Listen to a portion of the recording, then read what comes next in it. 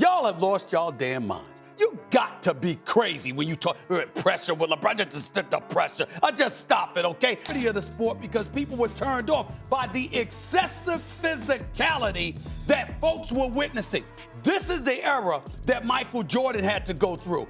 It was tough everywhere you turn, and the game was physical. LeBron comes in. By the time LeBron comes in, you could sit up there and get a technical foul for passing gas. There comes a time when the truth demands to be spoken louder than ever. When barbershop debates spiral out of control and social media erupts with comparisons, only one voice cuts through the noise with unapologetic clarity: Stephen A. Smith. And this time, he is not holding back. The disrespect has gone too far. The narrative is being twisted. The myths are getting louder than the facts. So here is the reality. Michael Jordan faced a tougher NBA than LeBron James ever has. This is not an opinion. This is not a debate. This is a breakdown of basketball truth as laid out by the most passionate voice in sports media. If you are tired of revisionist history, if you want to set the record straight, and if you want to witness greatness defined not just by numbers but by trials and tribulations, then buckle up. Hit that like button, subscribe to NBA Showdown, and drop a comment if you are ready to see why Michael Jordan will always be tougher than LeBron James in the entire NBA today. Stephen A. Smith did not just criticize the modern narrative, he eviscerated it. The idea that LeBron James has endured unprecedented pressure is, in his words, complete madness.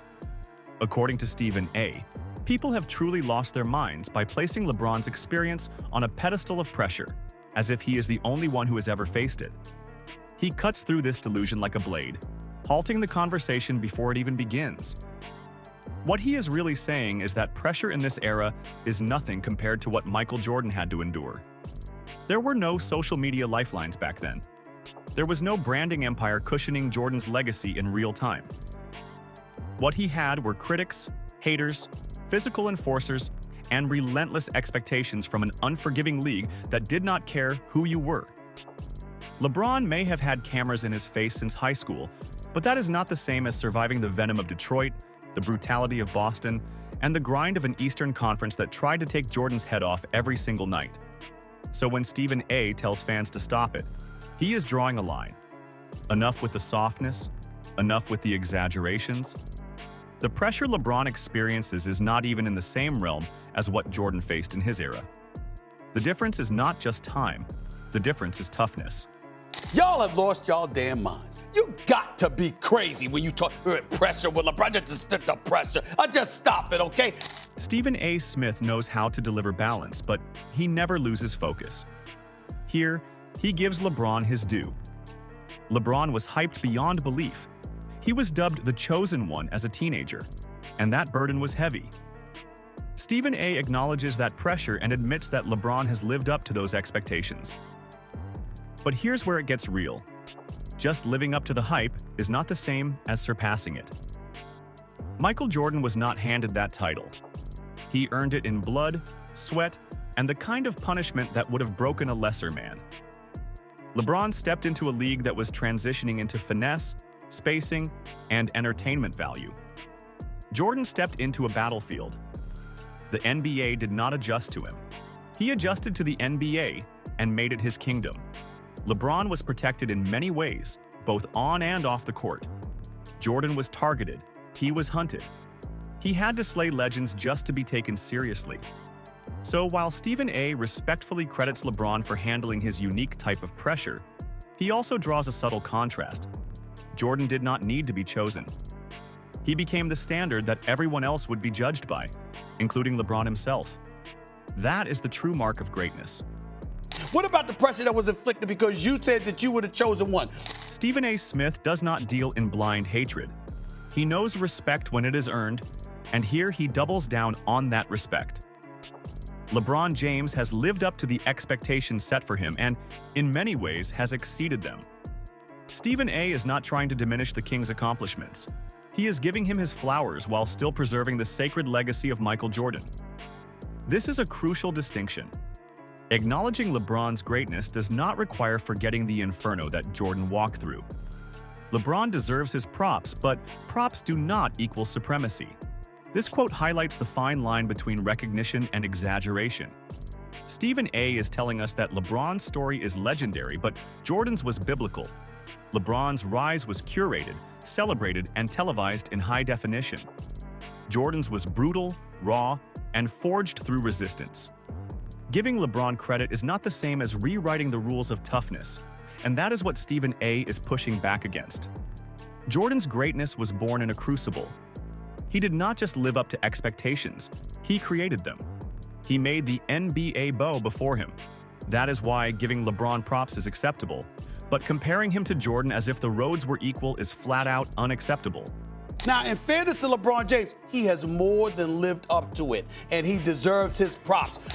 Stephen A. Smith does not mince words when he reflects on the state of the NBA during the time Michael Jordan entered the league. He paints a picture of an association riddled with chaos, instability, and a level of competition that was unforgiving.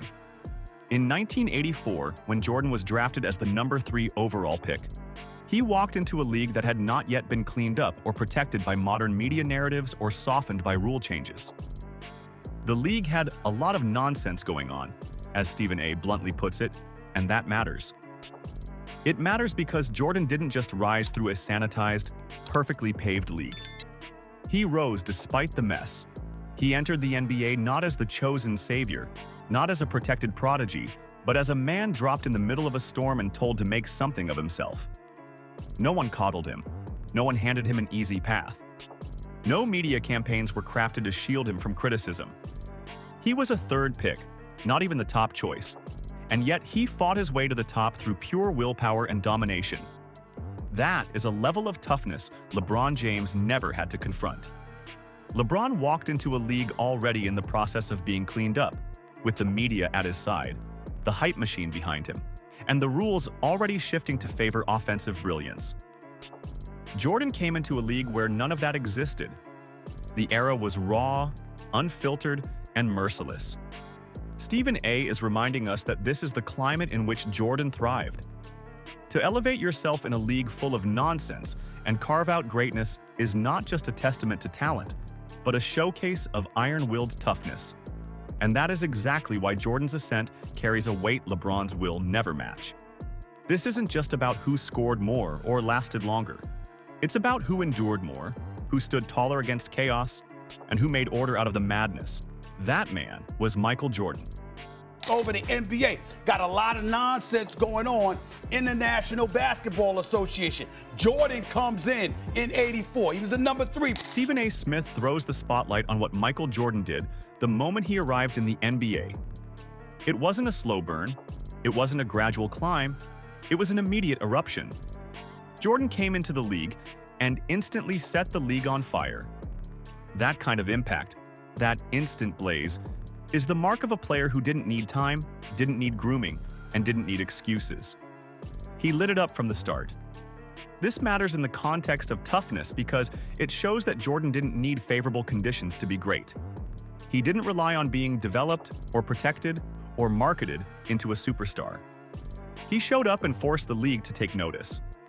He came with such force, such unrelenting competitive energy, that his presence alone shifted the atmosphere.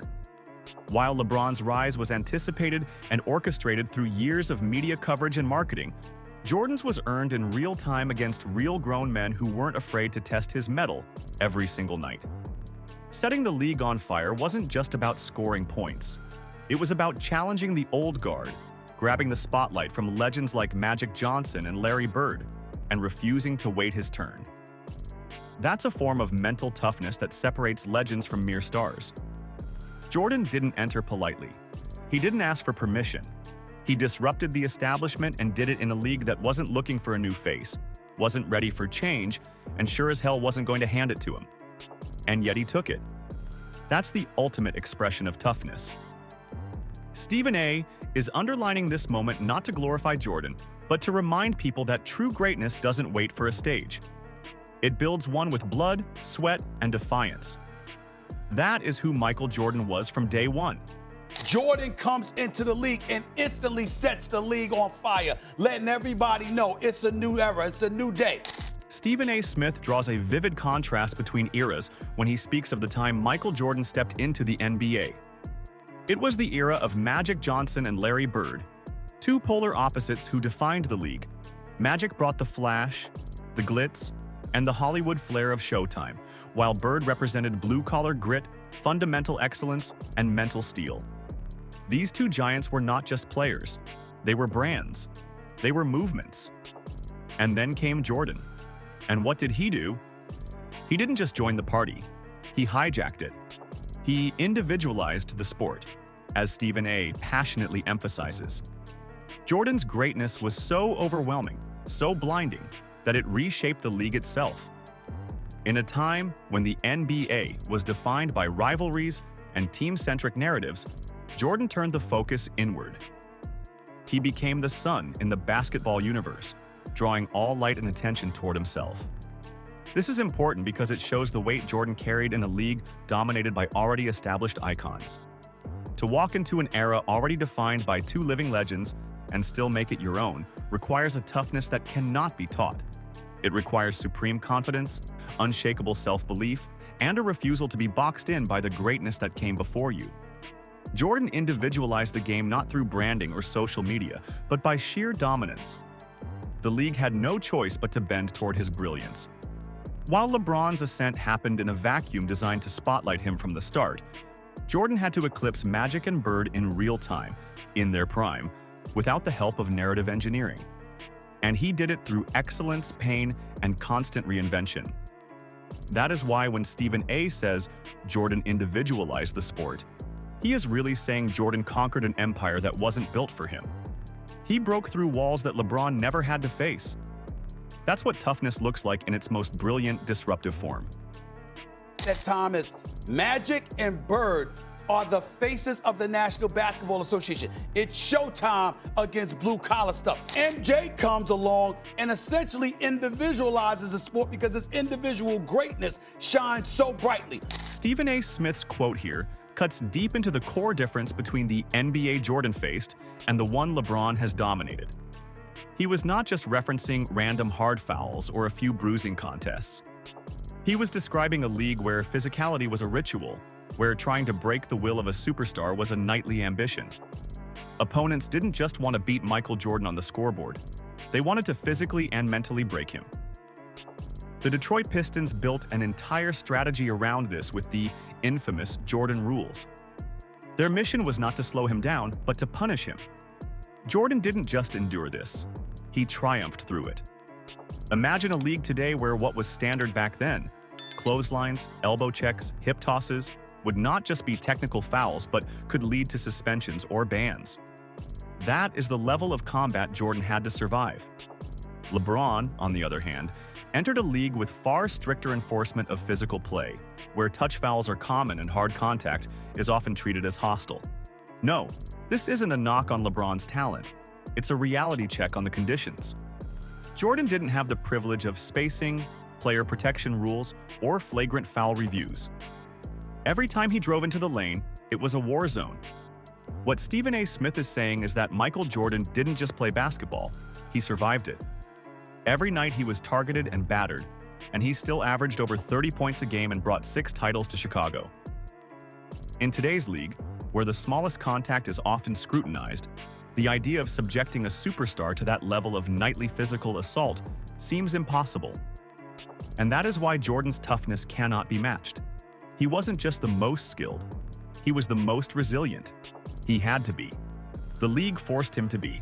Checking, there was a level of physicality, the kind of stuff that'll get you banned from the league right now. They tried to do to Michael Jordan on a night-to-night. Stephen A. doubles down in this quote, pointing out that the road to greatness was packed with landmines for Michael Jordan. The level of physicality was one aspect, but the structural challenges were just as daunting. Back then, rules allowed defenders to hand check, body up, and make every possession a war of attrition. There was no freedom of movement. You had to earn every step, every shot, every cut. It was a survivalist's journey, and on top of that, Jordan had to face teams that had real, gritty defensive identity. The Knicks, the Pistons, the Heat, the Celtics, even the Pacers. Every playoff series felt like a trip to hell and back. Every one of those teams had the personnel and the rules to make Jordan fight for everything. The league didn't cater to offensive explosion. The game was not designed to inflate numbers. It was designed to punish you if you were great, to make sure you could handle the weight of superstardom. Jordan didn't just handle it, he carried it better than anyone ever has. LeBron's path to the finals, in contrast, especially during his Eastern Conference years, was paved through teams that lacked either the star power or the defensive capability to stop him. And the rules were on his side. Zone defense, no hand-checking, defensive 3-second violations, all catered to protecting offensive players. Jordan never had that. His nemesis weren't weak hurdles, they were mountains. And Jordan climbed every single one. Stephen A. is making it clear that the NBA used to be an unforgiving gauntlet. Jordan conquered it. That makes him the embodiment of basketball toughness, a title that LeBron or anyone else can never truly claim. The game was considerably more physical. The road to prosperity was far more difficult. There were nemesis all over the place because of the rules allowing you. In this quote, Stephen A. Smith paints a brutally honest picture of the climate Jordan played in. The league was so violent, so unrelentingly physical, that it became a turnoff to casual fans. The NBA was in danger of losing its broader appeal. That is how hostile it had become. But right in the middle of that storm stood Michael Jordan. And not only did he navigate it, he elevated the game out of it. He didn't complain. He didn't beg for rule changes. He became the greatest in spite of the brutality. The NBA was still finding its identity when Jordan arrived. The league was raw, rugged, almost barbaric in its style of play. It was not the well-polished entertainment product it is today. There was blood. There were fights. There were fouls that would make headlines today. And yet Jordan turned that environment into a global stage. He didn't ask the league to soften. He forced it to shine even under its harshest light. LeBron entered an NBA that had already benefited from the refinement Jordan's era forced. The game was cleaned up, fan-friendly, globalized. Players were marketed, not mangled. But Jordan played through an era that almost scared fans away and somehow made them fall in love with the sport. That is the mark of an icon, not just for his skill, but for his toughness and tenacity. Stephen A. is not exaggerating here. He is reminding everyone that Jordan made the NBA glamorous while wading through its ugliest years. And he didn't just survive it. He defined it. LeBron has been great in the age of brand management and highlight reels. But Jordan made the game beautiful when it was still brutal. And that's what makes his journey unmatched. That's what makes him tougher than anyone else. Of the sport because people were turned off by the excessive physicality that folks were witnessing. This is the era that Michael Jordan had to go through. Direct reference to Jordan's dominance during an era where no team was safe from his wrath. The Cavaliers were no pushover in the late 80s and early 90s. They had strong rosters filled with defensive grit and offensive power. Brad Daugherty, Mark Price, Larry Nance. These were not soft players. These were skilled, smart, and physical competitors who could have been conference champions if not for one glaring obstacle. That obstacle was Michael Jordan. Jordan didn't just beat Cleveland, he humiliated them. He became their personal nightmare, delivering one of the most iconic moments in NBA history with the shot in 1989. Craig Alo will forever be remembered as the defender who couldn't stop the unstoppable. But more than that, this quote sheds light on how Jordan didn't just survive a tougher NBA. He destroyed it.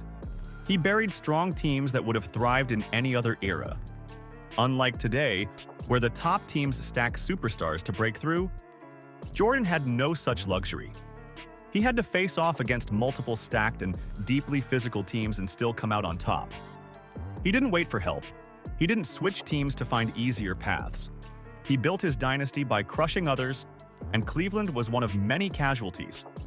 Stephen A.'s point is that when people try to discount Jordan's path by citing LeBron's longevity or stats, they're missing the brutal grind Jordan went through. Putting Cleveland to sleep wasn't just about a buzzer beater. It was about the psychological warfare Jordan brought every night, which most teams and players simply could not withstand. LeBron has had great playoff moments, but did he ever dominate rival franchises to the point they were historically defined by their failures against him? The answer is no. That's a unique tier of greatness that only Jordan reached. The Cavaliers tried to compete. Jordan made sure they never forgot who ruled the East. By the way, let me not forget the Cleveland Cavaliers. We try to sleep because Michael Jordan put them to sleep. Stephen A. Smith's scathing sarcasm about getting a technical foul for passing gas in LeBron's era is not just humorous. It is damning. It highlights how drastically the NBA's physical rules have changed, softening the very fabric of competition that once defined the league. When he says, "It was tough everywhere you turned," he paints a battlefield, not a basketball court. That was the NBA Jordan grew up in. Every possession came with bruises. Every lane drive was a war zone. There were no clear paths, only earned buckets through elbow smashes and body checks. That level of physicality bred resilience. It forged men out of players and legends out of warriors. By the time LeBron entered the NBA, rule changes had completely altered the game's nature. Hand checking was gone. Flagged contact replaced aggressive defense. Players could not body up like they used to, and referees often protected offensive stars with whistles ready. The league started focusing on offense, entertainment, and longevity. This created a safer, flashier environment, but also one that eliminated the grind Jordan had to overcome. Stephen A. is not attacking LeBron's skill or achievements. He is calling out the context. The modern NBA lets superstars thrive in space, shoot without fear, and drive without the threat of real pain. Jordan thrived without any of those luxuries.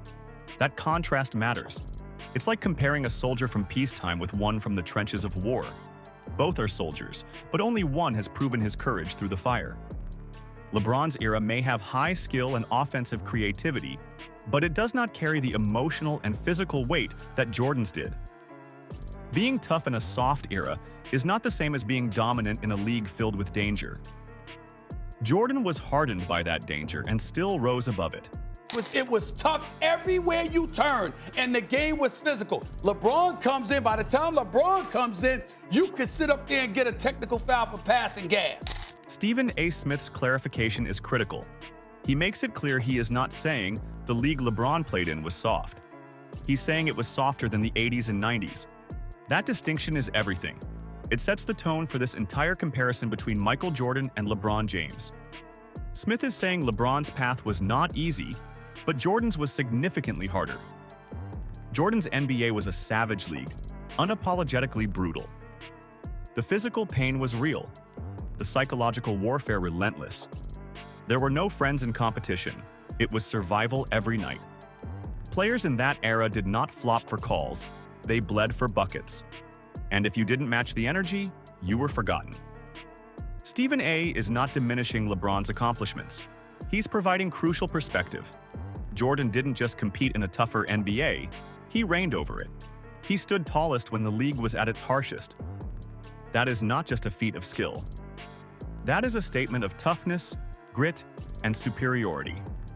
It is one thing to be great when the game allows you to be. It is another thing to impose your will on a game that fights you every step of the way. LeBron had the benefit of science, technology, and an era designed to extend careers and protect stars. Jordan had none of that. His career was built on raw will, internal fire, and the ability to absorb punishment while dominating the very best. Stephen A.'s final quote reminds everyone, "There's greatness, and then there's greatness against all odds." Jordan's greatness came during a time when being great required more than talent. It demanded suffering, sacrifice, and unrelenting toughness. That's what separates him. Let me be respectful. I am not saying that the league was soft.